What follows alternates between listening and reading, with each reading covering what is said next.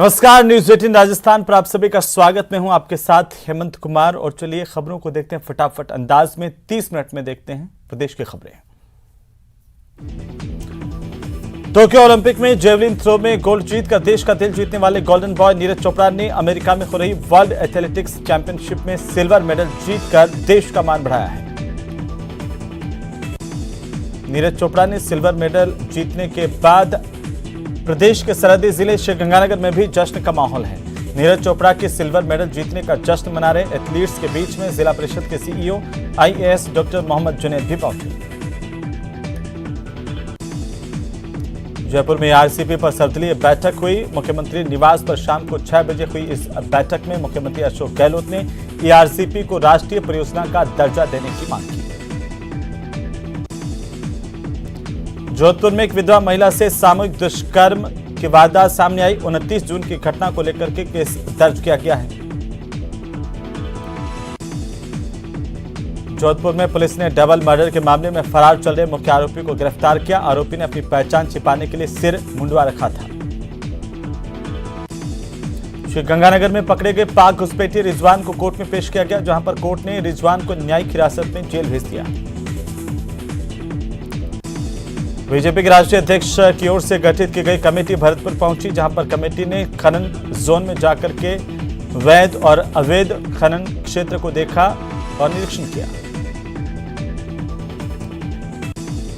इस दौरान कमेटी में महामंत्री अरुण सिंह, सांसद सुमेधानंद सरस्वती, बाबा बालकनाथ समेत बीजेपी के कई नेता मौजूद रहे। साधु संतों की टीम भी जांच कमेटी के साथ मौजूद रही। डूंगरपुर में निजी ट्रेवल्स की एक बस बेकाबू होकर नेशनल हाईवे के किनारे पलट गई। हादसे में 12 से ज्यादा सवारियां घायल हुई।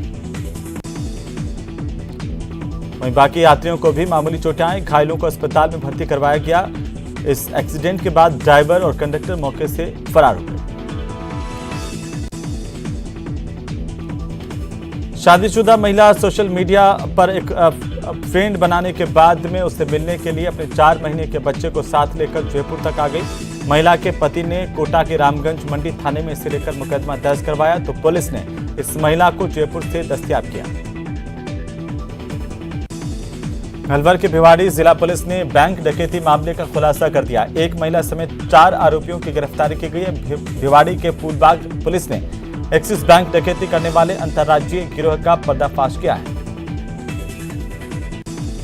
श्रीगंगानगर में 16 जुलाई की रात सीमा पर पाकिस्तान से भारतीय सीमा में घुसपैठ कर रहे पाक घुसपैठिए रिजवान अशरफ को जेआईसी पूरे होने के बाद अपर जिला सेशन कोर्ट में पेश किया गया, जहां से कोर्ट ने इसे न्यायिक अभिरक्षा में जेल भेज दिया।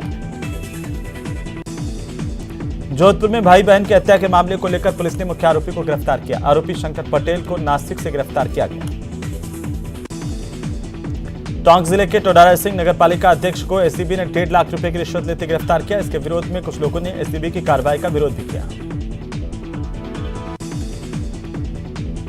एसीबी की कार्रवाई के खिलाफ विरोध करते हुए कुछ लोगों ने मुख्य बाजार से रैली निकाली और एसडीएम कार्यालय पर जाकर के ज्ञापन दिया।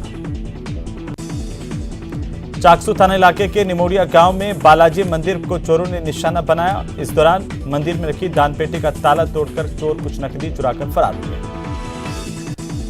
सूचना पर पहुंची पुलिस ने घटनास्थल का मुआयना किया। ग्रामीणों ने पुलिस से चोरों को पकड़ने की मांग की है।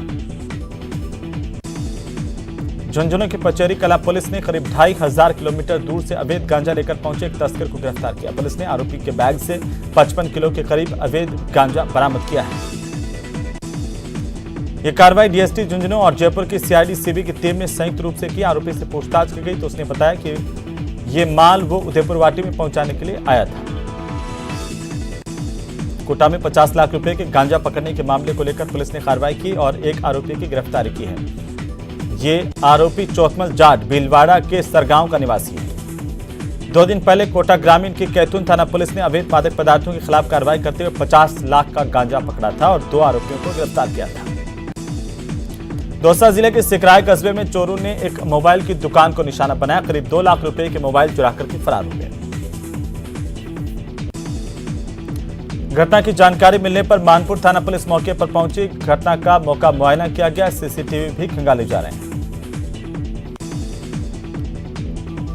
जोधपुर ग्रामीण जिला पुलिस अधीक्षक ने लग्जरी कार में 43 किलो डोडा पोस्ट के साथ एक तस्कर को गिरफ्तार किया, जिससे पूछताछ जारी है। बीकानेर में चोरों ने आईसीआईसीआई बैंक के एटीएम को तोड़ने की कोशिश की, हालांकि चोर इस वारदात को अंजाम नहीं दे सके। चोर सिर्फ इस एटीएम का कांच तोड़ पाए। जैसे ही वारदात का पता चला, नया शहर पुलिस मौके पर पहुंच गई। पुलिस ने सीसीटीवी फुटेज के आधार पर अज्ञात चोरों की तलाश शुरू कर दी है।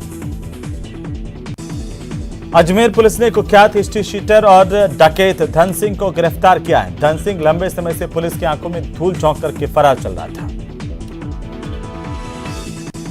पुलिस ने इस हिस्ट्री शीटर कुख्यात बदमाश को 2 देसी पिस्टल 4 कारतूस के साथ गिरफ्तार किया। ये गुंडा धन सिंह, इस पर 40 से ज्यादा आपराधिक मामले दर्ज हैं, जिसकी वजह से ये अलग अलग जगह पर पुलिस से छिप करके अपनी फरारी काट रहा था। बीकानेर में करोड़ों के नकली नोट के खिलाफ बड़ी कार्रवाई की गई है। पुलिस की नाकाबंदी तोड़कर फरार मुख्य आरोपी को आखिरकार पुलिस ने धर दबोचा। 2 करोड़ से ज्यादा के नकली नोट बरामद किए गए।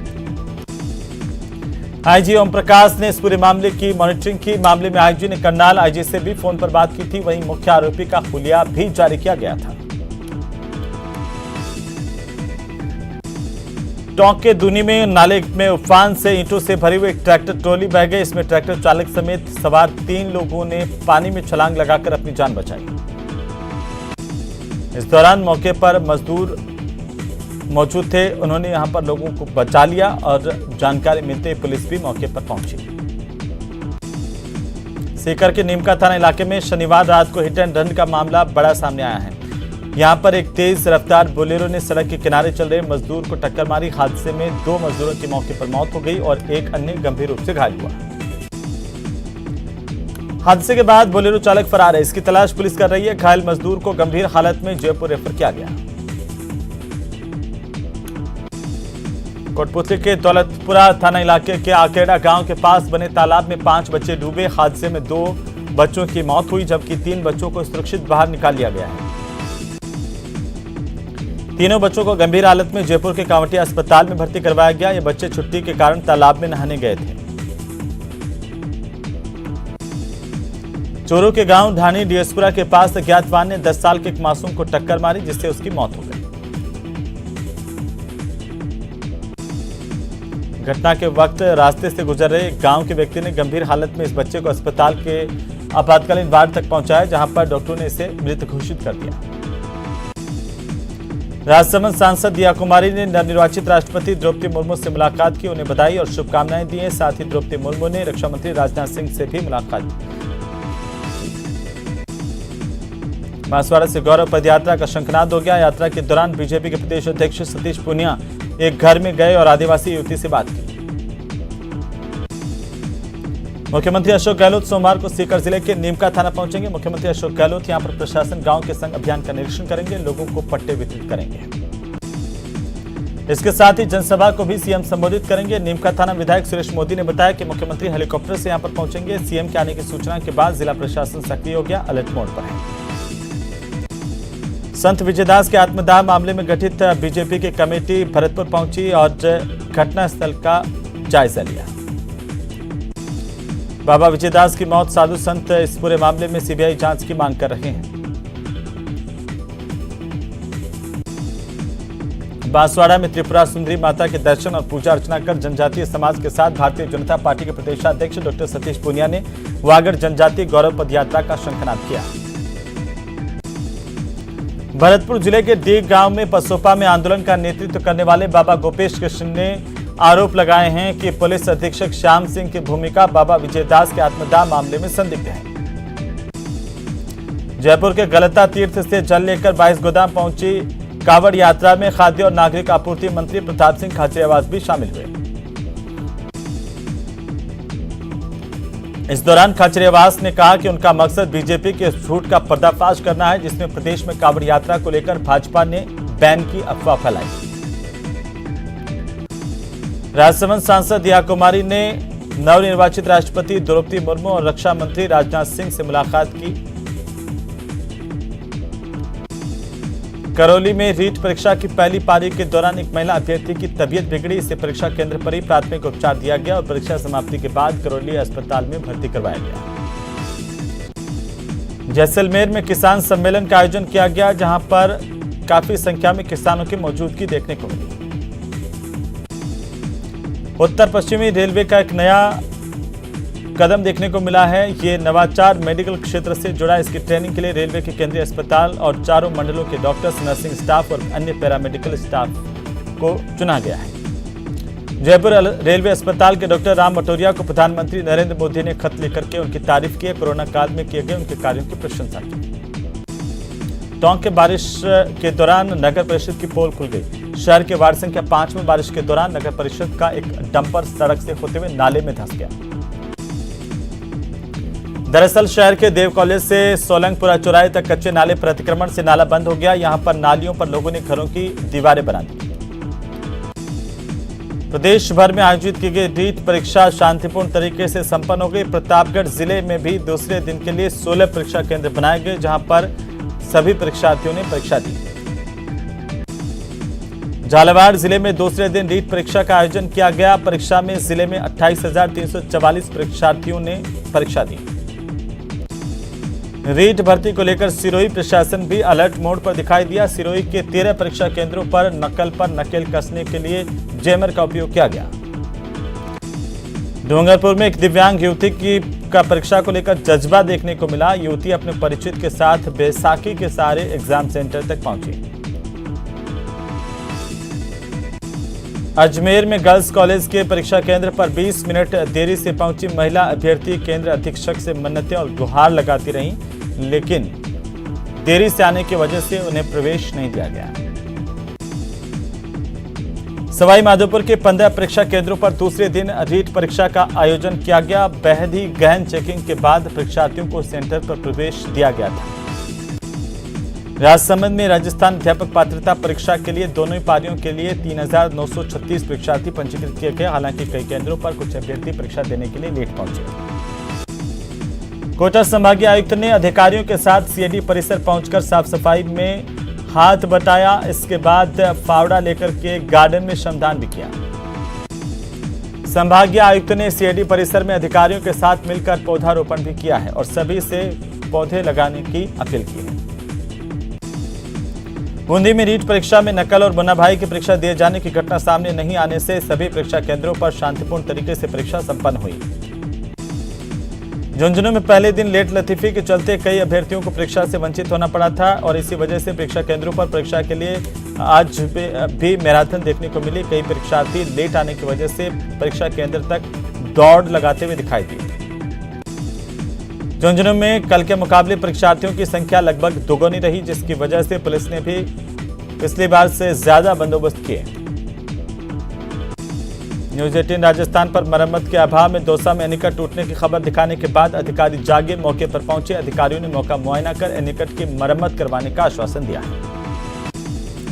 2 दिन पहले खेड़ली गांव का एनीकट टूट गया था। मानसून से पहले एनीकट की मरम्मत नहीं करवाने के चलते यह एनीकट टूटा था।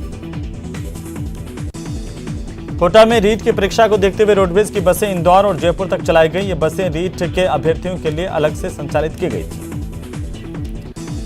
जालोर में सुरक्षा के कड़े इंतजाम के बीच रीट में दूसरे दिन की परीक्षा भी संपन्न हो गई। नकल और पेपर लीक को रोकने के लिए पुलिस की सेंटर्स के साथ उसके आसपास के इलाके में भी कड़ी नजर रही। हनुमानगढ़ जंक्शन के 2 केंद्रों पर रीट परीक्षा को लेकर विवाद हुआ। दोनों केंद्रों के बाहर प्रदर्शन कर अभ्यर्थियों के परिजनों ने आरोप लगाए कि परीक्षा को लेकर प्रशासन अभ्यर्थियों से भेदभाव कर रहा है। बाड़मेर में रीट परीक्षा को लेकर बाड़मेर जिला प्रशासन और पुलिस इलेक्शन मोड पर नजर आई। इसे लेकर जिला कलेक्टर पुलिस अधीक्षक ने विभिन्न परीक्षा केंद्रों का निरीक्षण किया और व्यवस्थाओं को जांचा।